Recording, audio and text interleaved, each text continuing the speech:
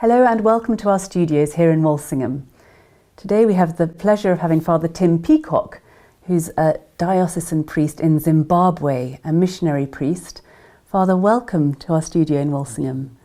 Now, Father, can you tell us a little bit about how you ended up as a diocesan priest in Zimbabwe? Because I believe you were born and raised in England? Yes, that's right. I was born in Liverpool in 1948, which means I'm now 75 years old. And it happens that this is my 40th anniversary since I was ordained in 1983. I was born and baptised as a baby, born in Liverpool, but grew up near London. And after completing school, I went to a college to do a degree in mechanical engineering.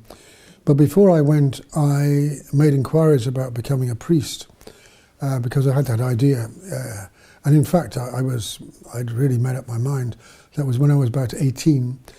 And at that time, it wasn't that long after the finishing of the Vatican Council.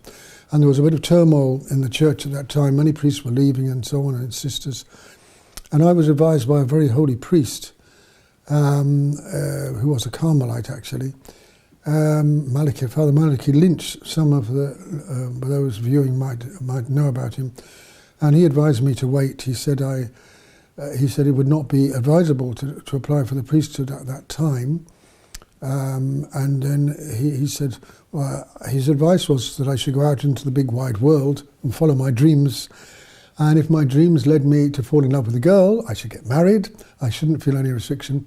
But if there was things were different, and one day I had the opportunity to apply for the priesthood, and I was not yet married, then I should go ahead and apply to be a priest.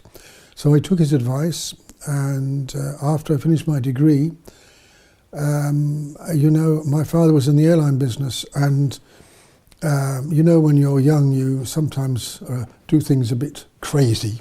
I went to my father one day and I said, "Dad, can you get me a ticket?" And he said, "Where to?" And I said, "Anywhere." So he came in the evening and he said, "I've got a ticket to Lusaka." And I said, "Where's Lusaka?" I said, "That sounds like it's in Africa." He said, "It's the capital of Zambia." I said, "Okay, fine, I'll go there." So off I went to seek my fame and fortune. And I arrived there full of enthusiasm with £50 in my pocket. And when I got to the immigration, they asked me, "Why are you here?" And I said, "I'm looking for a job." And they said, "Where's your work permit?" I said, "What's that?" And they said, "You have to have a work permit." Oh, I said, "No." Oh, I said, "I haven't got one. Can you give me the forms? I'll apply." He said, No. You've got to go back to England and apply from there." So I had visions of my fame and fortune lasting 24 hours. So I quickly intervened and said, "Well, actually, there's another reason I've come here. I've heard you've got a beautiful country. I'd love to have a quick look round, if you wouldn't mind." And he looked at me and he said, "Have you got any money in your pocket?" And I said, "I've got £50. I showed it to him. He said, "Okay, I'll give you 1 week." I said, "That's enough." So I went into town, slept in a grotty little hotel to try and save my money. And I asked the people there, "Where is the next border?" And they said Zimbabwe, which in fact was called Rhodesia at the time. So the next morning, there I was hitchhiking, and I eventually got to the border. I'm cutting a long story short. I thought, well, let me see what sort of welcome I get here. So the immigration official was there, and he said, "Why are you here?" I said, "I'm looking for a job." "Oh," he said, "have you got a work permit?" I said, "No." So I thought, well, this will see what sort of a reception I get. He said, "Well, that's no problem." Oh, I thought that sounds a bit better. He said, "I can give you a month's holiday permit, and if you can get an offer of a job in writing, we can give you permanent work permit." Oh, I said, "Thank you very much." I said, I want the visa." So off I went, and to cut a long story short, I managed to get offered a job in writing. And so I spent about a year working in Zimbabwe, in the capital, Harare, which was Salisbury at the time. And I had a wonderful time, and I enjoyed it. I liked the people and the Africans, the Europeans and so on. The atmosphere appealed to me.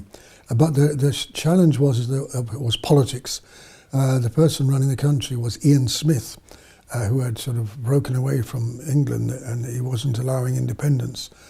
So I was told I was going to be called up to join the army. And I thought, well, I don't fancy dying in the Zambezi Valley for someone I had never even met. So I went off to South Africa and spent 18 months there. I wasn't that happy there, to be honest, because there were so many tensions between the different language groups and the coloureds and the Africans, and you name it. I thought, oh dear, I can't manage this. It was so different to Zimbabwe. So I went back to England, and my father offered me a job, and I think he was hoping I might take over from him because he wanted to retire. And I had a dream by that stage of getting married, having a family. I wanted, if possible, at least 6 children. That was my dream. So I bought a house and I had a car and everything. You just needed the wife. That was the only thing missing. I was the only thing missing. I met some very nice young ladies, but I just felt they just not suited. I wasn't looking for girlfriends. I was looking for a wife. So each one I looked at, I was thinking, what would she be like as a wife? So one by one, these affairs they were eliminated. They were eliminated one by one. And then I met a rather nice young lady at the church, because I was made up my mind I wanted to meet someone through the church. I was going to mass every day, still at that time. So your faith was strong. Yes, thank God. And in Africa as well, in your time in Africa. Yes, I had never. In Africa, I was going every day to mass. I was going in South Africa. I was in the cathedral parish in Johannesburg. I was going every day to the cathedral. I just went. I don't know why. I mean, it was just me. I didn't feel I was a strong Christian or anything, but I just loved going to mass. I loved serving. I don't know why, again, but I just loved serving mass. So any time I went to church, I wanted to serve. And then, I after mass one day, I met this rather attractive young lady, and I was thinking, how can I get to know this young lady? And we got chatting a little bit, and she said, would you like to join the Legion of Mary? And I said, what? She said, the Legion of Mary. I said, Mary? I said, but that must be for women. It's Mary, it's women, isn't it? Oh, no, she said, it's for men and women. And I said, well, I'm learning already, aren't I? So, and she said, I'm a member. Oh, I said, well, when do you meet, you know?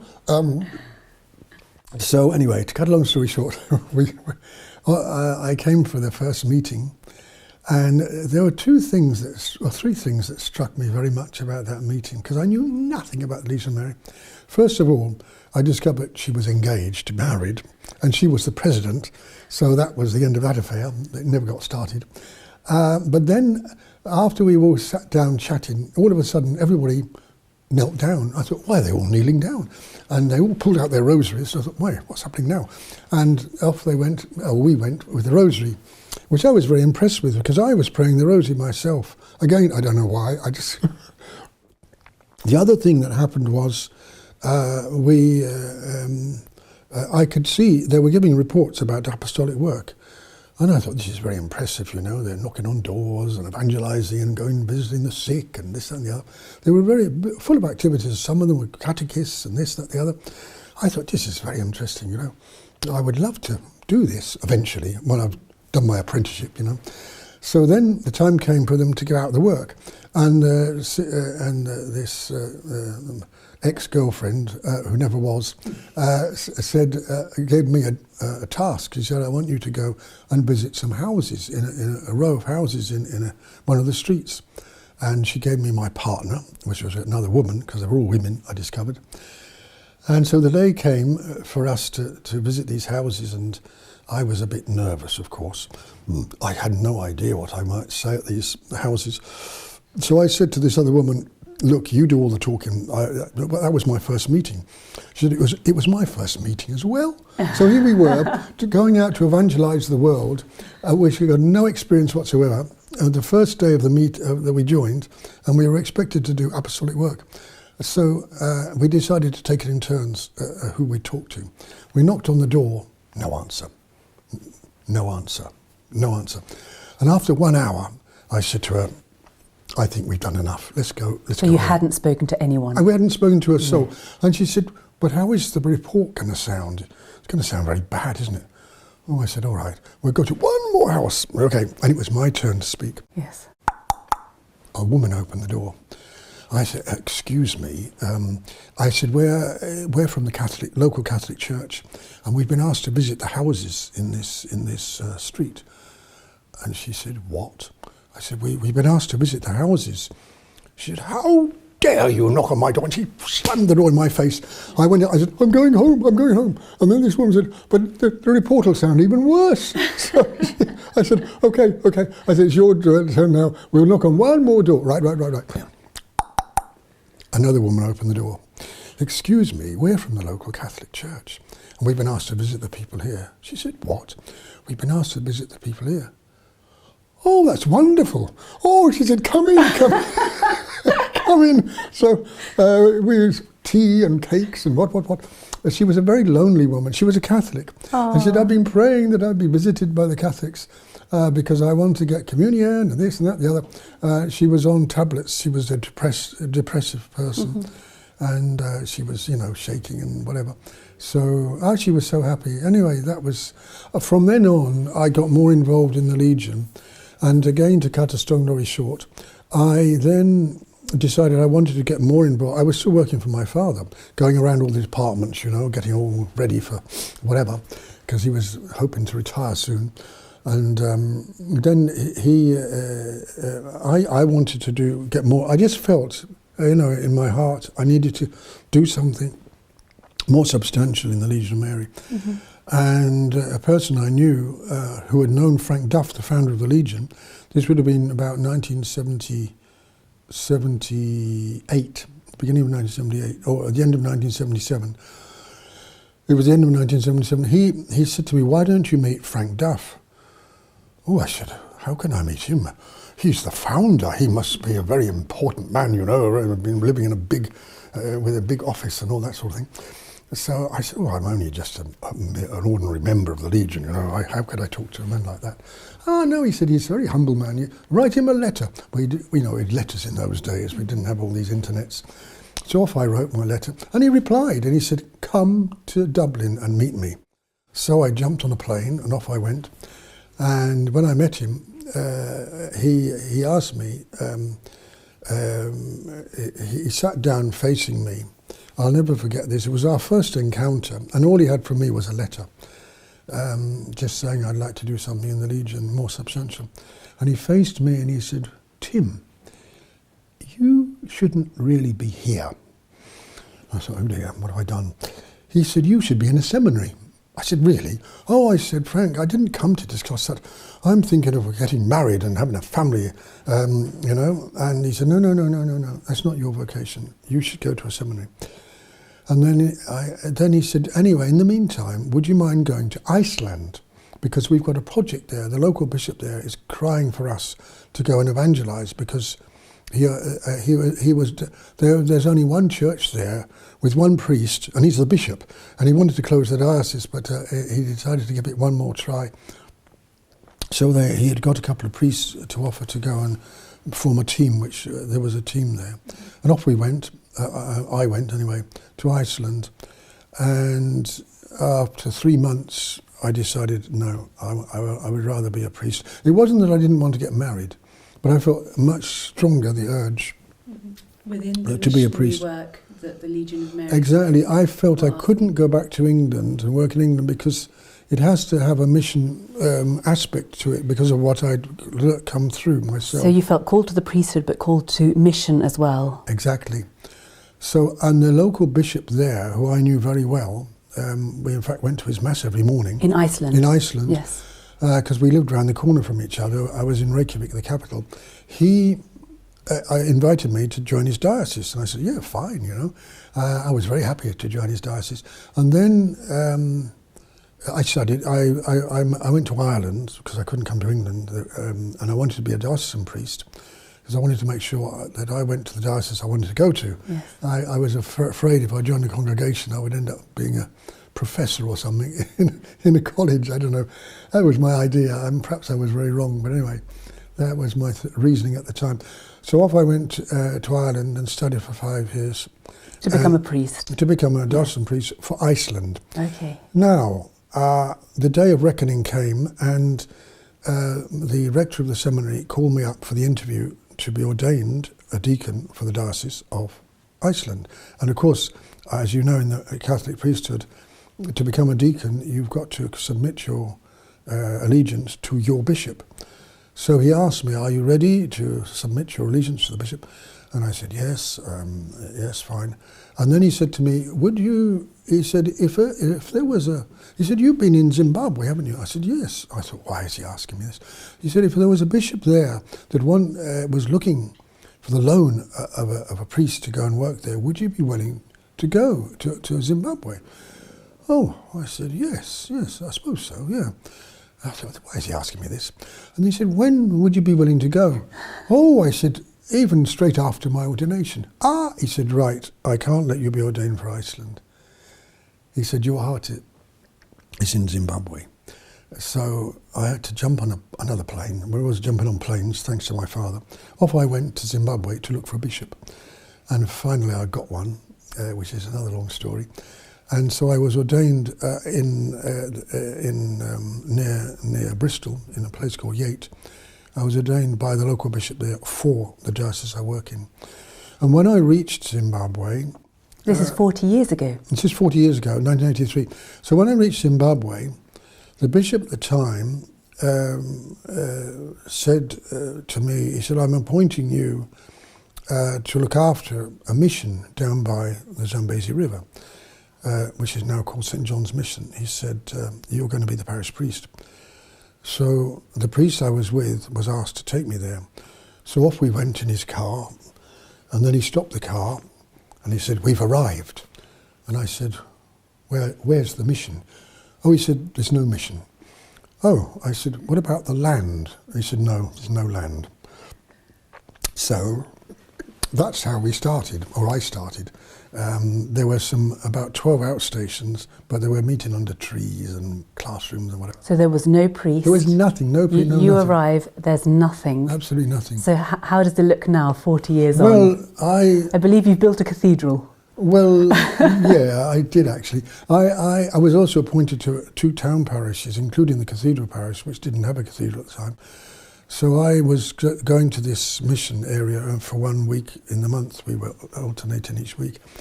And I bought a second-hand tent, and camped by the river, because we were adjacent on the River Zambezi. And then I went to Germany and looked for funds from Aid to the Church in Need, which I'm sure you have association with. And they were very helpful, thank God. And then I got a bit of land and started building. As you say, in the meantime, in the town parish, I managed to get funds and build a cathedral. It holds about 1,300. And when I was designing it, I kept doing drawings, and the other priest said, nah, that's not good. Make it more interesting. I did, no, that's no good. So I don't know how many I drew. Day and night I was doing these drawings. And eventually I did a drawing. They said, this is the one. So it was, anyway, it's hard to describe it. I called it a truncated star, in fact. No 2 walls are parallel, but so that was, I managed to get $20,000 US. Now this is going back to the early 1990s. And with that $20,000, I built the cathedral holding 1,300 people. So things were quite cheap. And does it sometimes hold full capacity? Yes, so regularly, because we have so many ordinations. That's another story. Goodness. This is all from nothing? From nothing. And so what does the community look like today, the Catholic community? Well, it gets about half full on a Sunday. We get about 600 or 700. When I first went, it was about half that. And in the rural area, I gradually built up. When I got also from Age the Church in Need, I got funds from them to build the first church, the mission church. So I've been gradually building up the outstations. I've now got about 20. I've got 25 outstations, and almost all of them have got churches. But after that, I saw that it wasn't really enough just to build churches and convents and whatever, that the people were suffering a lot. There was virtually no development. So I started building schools. I started with primary schools, I've got about 6. And then I started building secondary schools, and I've built 2 or 3 of those. And then there's the other problem they had was water. I'm sure here you're always praying for rain, I don't know.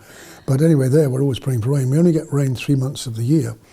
And so there's always a problem with water. So I started building dams, because in that area, some of the places were not suitable for boreholes. So with the help of the local people, I started building cement and stone dams. And I've built about 25 so far. And we're building a big one at the moment at the bottom of our garden at the mission. I've been given some land, about 4 acres, for the local people, so they can have a little plot each to supplement their diet. Their local diet is poor. They don't get a good balance of diet. And a lot of them only get 1 meal a day because of poverty. So we do help quite a lot of children, actually. And even at the school, at the mission, we keep about 40 girls during the school time, because it's too far for them to walk to school. So during the day they're at school, at the local secondary. And then at the holidays they go home. So these are some of the activities we do. This is wonderful. You've been very productive. Not really. With a barren land, now there's an infrastructure of villages, churches, schools. Well, there's something there, I suppose. And there's a hospital I'm building. I was not supposed to do this, but so all your skills prior to becoming a priest, you've been very actively using them. Well, for the church. I don't claim to be. I'm a cowboy designer, but I don't claim to be. But I've always been interested in design. In this room, I'm interested in all these things in this room. So it's just my hobby. I think when you have a hobby, you sort of learn it more, and you try to become proficient. So and even they asked me to take over building a hospital recently. I had designed it, but I wasn't building it.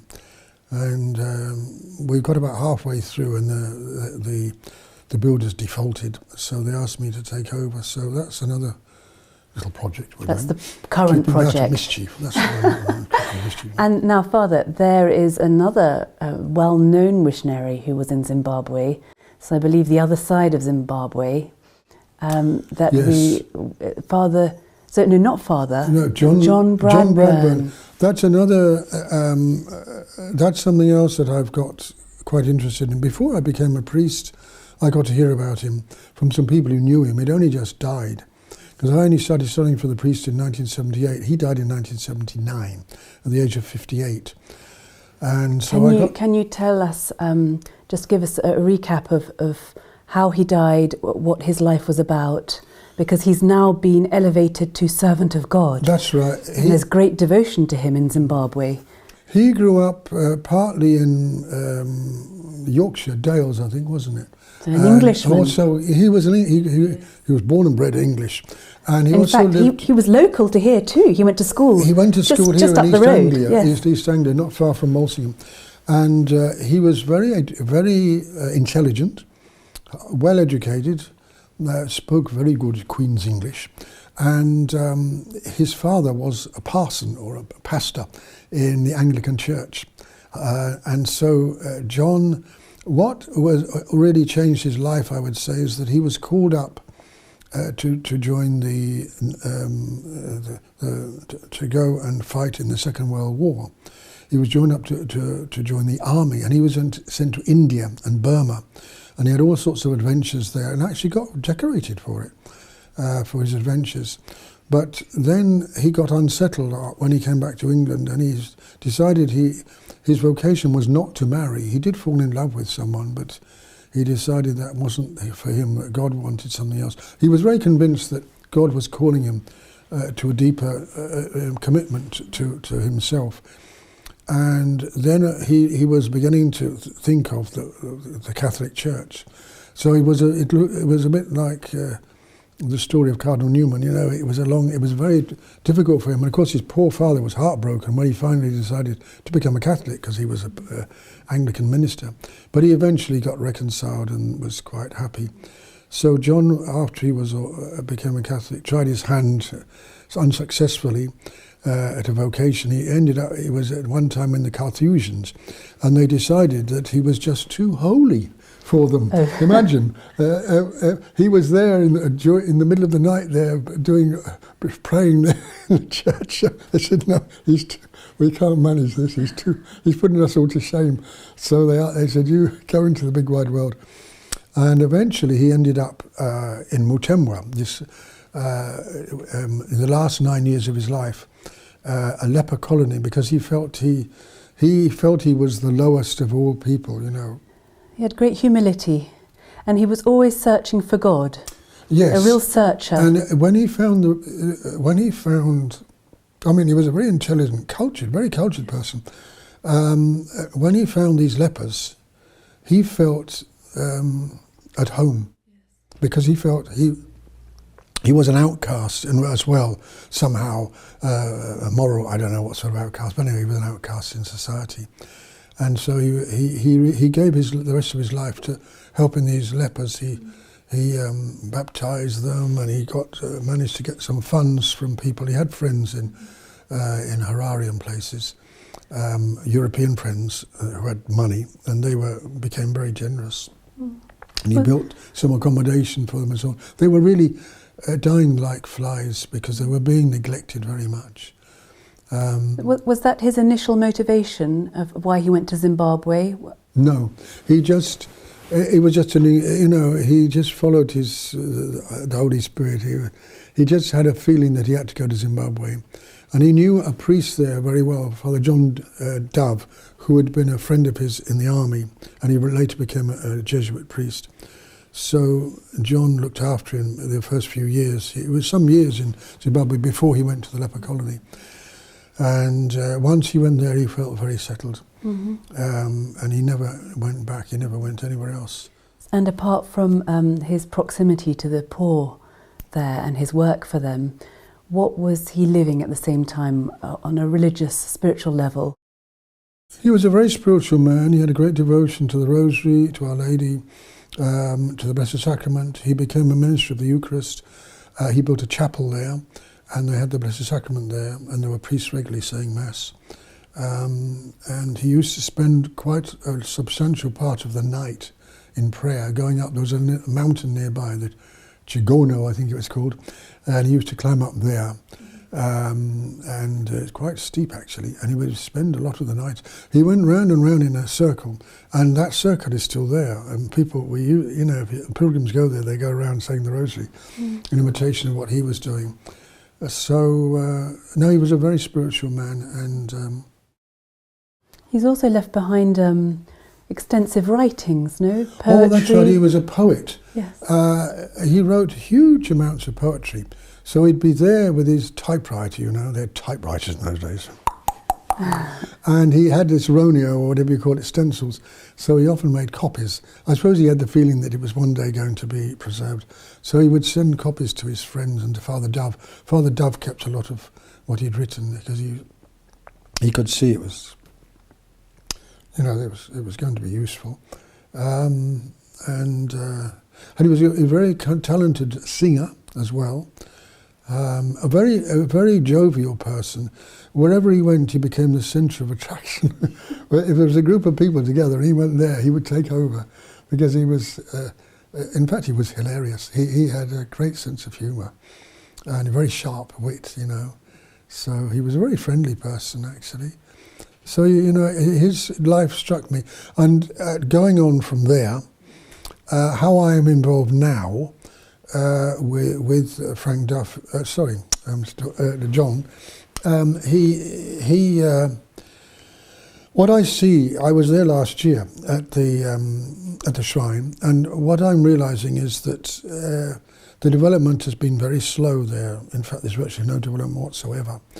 And it seems to me that it would be great, with so many pilgrims going there every weekend and big days, if some infrastructure could be built. And I, of my own initiative, did some design of a church, big enough for the regular pilgrims. And then I also did some drawings for accommodation, because I see the accommodation is very limited. And finally, but it won't be in my lifetime for sure, my dream is if and when, if he ever gets canonized, well, that's not my business, if he ever gets canonized as a saint, it could become a very big shrine, because obviously he'll be the first saint for Zimbabwe. There's none. We don't have anybody. And so hopefully, if that ever happens, there'll be great numbers, much greater than now, will be going to his shrine. So already there are many pilgrims. Many go, hundreds. Go to the site where he lived. Yeah, he didn't always live on that site, so he was... Well, initially, there was a confusion there with the warden. The warden was neglecting the people very much and absconding with the food, rations and so on. So John was there was a confusion with John. John was trying to help these people, and as fast as he was helping them, the warden was angry because they were getting attention. And they loved John. They didn't love the warden, they loved John. So he used to sing to them and all sorts. He had a harmonium. So he got them to laugh, although they were in terrible suffering. So,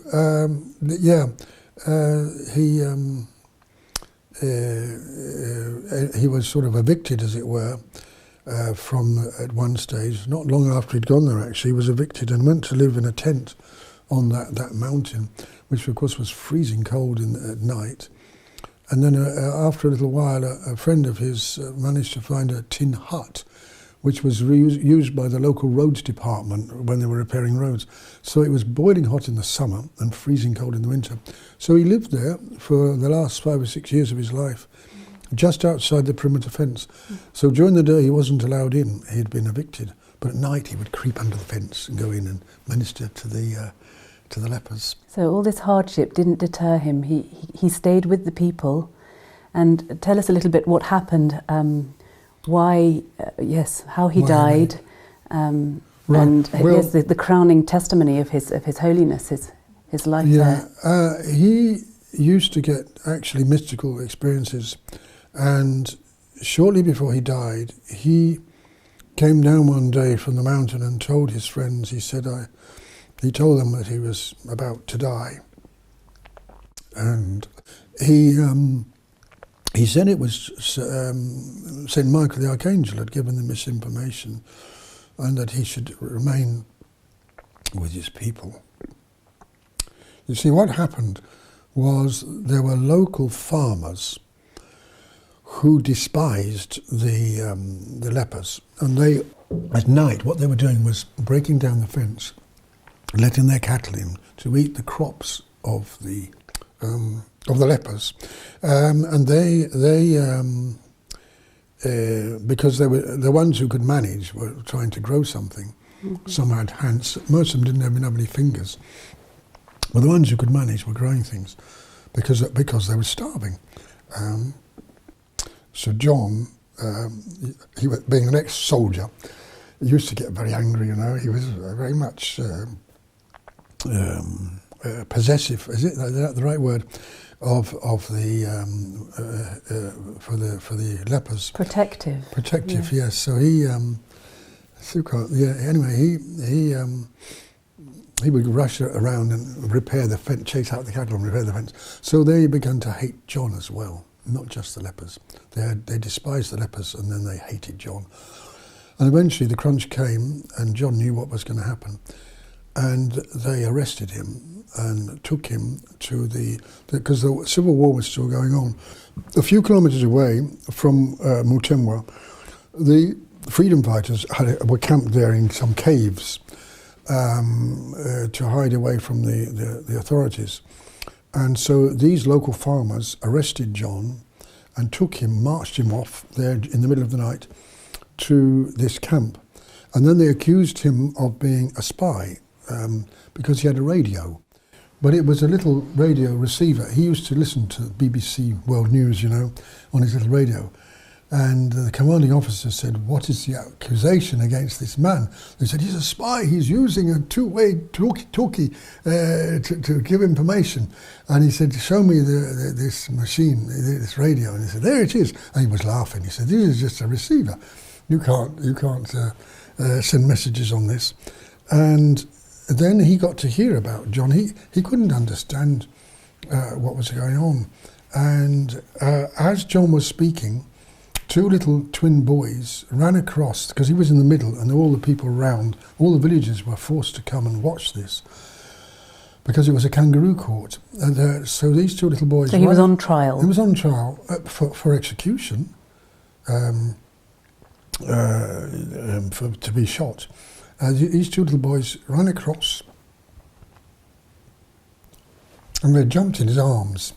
And one was sat on one leg and one on the other, and John was sitting on the floor and promptly fell asleep. So the whole trial, there were these two little boys there sleeping. And this commanding officer was saying, "This is very queer. What sort of a person is this? He seems to know the people." And then he inquired, he said, "No, he's helping the lepers." He said, right. Let me make a plan. He said, "I don't want this man to die. I am going to declare him innocent." But he said, "We've got to find a way." And then they had to give a verdict. He said, "I want you to declare him innocent," but the people were forced to declare him guilty. Under fear, under threat? The freedom fighters were standing there facing them with AK-47 rifles. So he, instead of them declaring him guilty, they started crying. And he said, "What's going on?" And he said, "John, come here." He said, "John, you mustn't go back." He knew he was going to be killed if he went back to Timor. He said, "These men are going to kill you." And John said, "I know." He said, "John, you must come with me. I'm going to take you to Mozambique, and I'll take you to refugee camp. You can enjoy yourself there, doing all your good work." No. So he was let out, started walking back.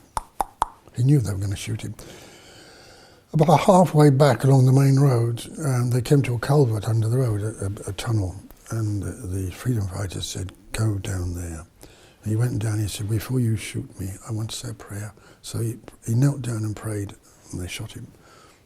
And then they wanted to remove the body, because you see the Rhodesian front, who were white soldiers, would punish people. If a white person was killed, they would they would go around shooting all the people in the villages. So it was very dangerous, and he was lying on the side of the road. So they went to collect the body, but then as they tried to collect him, they heard all this singing. They thought, "Where's this singing come from?" And it was the choirs of angels, and it was overwhelming, and they were terrified. They ran away. Then they came back again a little bit later, and then they saw these eagles flying around, and then they got frightened. They ran away, and eventually they gave up and ran away completely. And the next morning, early in the morning, one of the priests was driving past, one of the Jesuit priests, Father Gibbs, and of course he saw John's body. So there you are. So they picked him up.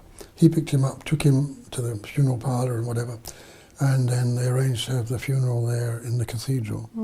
So the Archbishop there did the funeral, and anyway, there's a lot more stories. I think we're short of time. Yes. But that, he had a very heroic life, and I would love if they could build a bit more infrastructure there, if they can manage. I don't know how it will go. So, yes, your vision is that there be a much bigger church to welcome all the pilgrims who are coming to him. And it's local and people from all over the world, no? He's known worldwide now. Yes, he is actually, and he's a very unusual saint. The book that was written about him was called Strange Vagabond for God, and he was a real vagabond, although it's probably not a very well-known word anymore. No, he was a real misfit, in their 60s, of course, we had the hippies, and so a lot of people might have thought of him as a hippie. He was a hippie type, although he didn't have the morals of the hippies, I must say. No, he was a great person, and very unique, and very, very dedicated. And he's well and truly launched now on this process, heading towards canonization. So he's been declared a servant of God. He's a servant of God. And often there are miracles required for that. There was a miracle, I can tell you briefly, soon after his death. apparently a young girl, a European girl of about 12 years of age, was kidnapped by, I don't know who they were, I suppose they were criminals. They wanted their parents were very rich, her parents, so they wanted a big ransom, of course. So they kidnapped this young girl, and she disappeared, and then they were demanding all this money. And they took her, we found this afterwards, because she gave her own testimony, they took her to a scrapyard. And amongst all these derelict cars, they took her where nobody could find her and tied her up, to one of the cars. And so they started bringing her food, 2 or 3 times a day, whatever it was, and a bit of water, to keep her alive while they were busy negotiating for their money. So the poor girl was crying and crying. Then all of a sudden, a man with a beard appeared, and he said, "Why are you crying?" She said, "No, I'm kidnapped and I'm missing my parents and I don't know if they're going to kill me." "Don't worry," he said, "you won't get killed." He said, "Look," he said, "relax, stop crying." He said, "I'm going to untie you." "Oh." Untie. He said, "Now, sit there, I'm going to talk to you." And he didn't say who he was. And he talked, and he talked, and he talked. And she said afterwards, he was fascinating. Oh, he said he was a wonderful man, telling me all about all sorts of things. I couldn't wait to hear more. And then he'd say, "They're coming to give you some food. Quick, let me tie you up." They'd tie her up, and he'd disappear. And then they came and gave her food. And after they'd gone, he'd come, untie her, said, "Right, let's carry on." So she was enjoying herself tremendously. The day came when they managed to get her free. So then when they came, they negotiated to get her free. I don't know what happened. They arrested these men or something. They got in there, and they wanted to set her free. And she said, "Oh, I know, I want to stay here. I don't want to go. I don't want to go." I said, "But you're in a terrible state." No, she said, "It has been wonderful. Anyway, so she went home.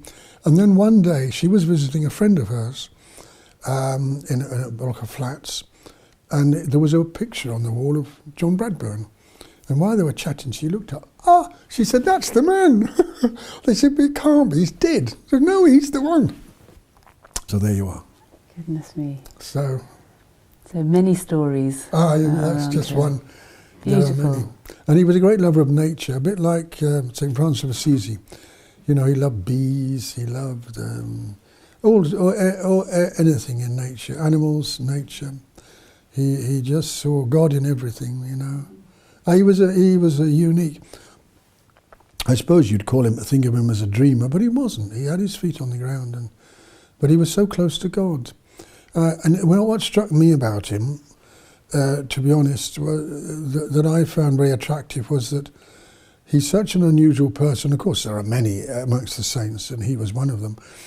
It struck me, this is an encouragement for me to get to heaven, because it must be a very interesting place when you get people of all types. Heaven is for everybody. And, he's so unique. So there you are. That's how I got involved with John. Right. Very inspiring story. And your life too, Father. It's rare for us to be able to meet a missionary who's just temporarily having a little leave before going back to Zimbabwe. What would be your advice to young people who might, like you and John, be searching for God? Well, the last commandment of Christ was, "Go and preach the gospel to all nations." And perhaps we are not hearing that, we're not understanding that these days. People, even if they want to commit their lives to Christ, often think only in terms of me and God, my relationship with God. But what about my neighbour? And loving your neighbour doesn't just involve giving a couple of pounds to a beggar. But what about the spiritual life of other people? That is much more important, in fact, than the physical life. So that would be my suggestion. Those who might think to follow Christ should remember that, as Christ himself explained, that the two great laws of love which we have to follow if we want to get to heaven go hand in hand. Although one is more important than the other, we must love God first. but we must also love our neighbour. And in particular, I think these days, with so many problems in the world and struggles and fights and wars and whatever, it would be wonderful for people to also think, if they do feel they should commit themselves to Christ, to also think of the spiritual life, to encourage people to go to church. Even in your own, love begins at home, doesn't it? Charity begins at home. We might have brothers and sisters or nieces and nephews or children or whatever who don't go to church and what. It's so common now. Or there might be an old lady who's just waiting for you to visit her. Ready to knock on the door, to come in. You never know. Of course, you get insulted. I do. I speak to people anywhere, on the plane, anything. I always try to evangelize whoever I meet. Some people are very insulting. But also some, if you don't try, you don't succeed. But if you try, you might succeed. And who knows, most of these people I only meet once in my life. You won't meet someone on a plane again. But who knows, someone else somewhere down the line might also bump into them, and they might see that as a sign from God.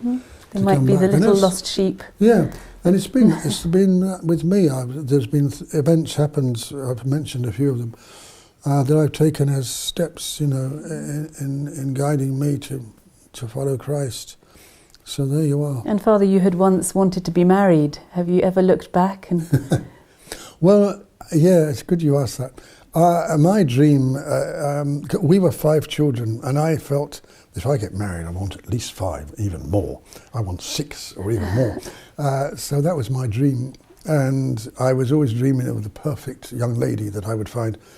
But once I decided I wanted to be a priest, those thoughts didn't go. I still have a very high regard for the sacrament of marriage, but I just felt stronger. The attraction to be a priest was even more. And it's been like that ever since. So what I do now, one of the things I do is I see part of my vocation is promoting marriages. And of course these days a lot of people, they live together but they don't get married. So I'm always pushing and harassing and shaking people. Come on, get married, And I thank God quite a few have got married. There's been several hundred have married over the years. So I think I've turned that interest of mine another way around into mission, as part of the mission. Yes. So it's not that and in a way I see, I've got far more children now than I only wanted 6, but what have I got now? There's so many, really. And they're my spiritual children, of course. So I have got no regrets. I don't feel frustrated. I used to think, here I can tell you this, share this with you. One of the fears I had about becoming a priest was that it would be a very lonely life, I thought, well, at night, a priest goes to bed and he's there on his own, and he gets up in the morning and he's alone, Nothing. When I go to bed at night, I think this is wonderful. At last, I've got a few hours of peace. I'm just for myself, because the day is so full of everything and anything and everything. And at night I say, I don't feel, I just feel I feel very satisfied, that, of course, there's a lot of compensation, having a wife and children, I know. But it just wasn't my calling. I accept that, You have to it is a sacrifice, of course. But it's God's will, isn't it? And we can't have everything in life. So there we are. Beautiful. Thank you, Father. Thank you for sharing your vocation, which is very inspiring, your missionary life in Zimbabwe, and reminding us of John Bradburn, servant of God, and his inspiring life and his cause, which is continuing to advance. Hopefully, yes, hopefully. Please God. All right, thank you very much. Thank you, Father. God bless you. Thank you for inviting me to come here. Thank you for joining us. Bye-bye. Okay.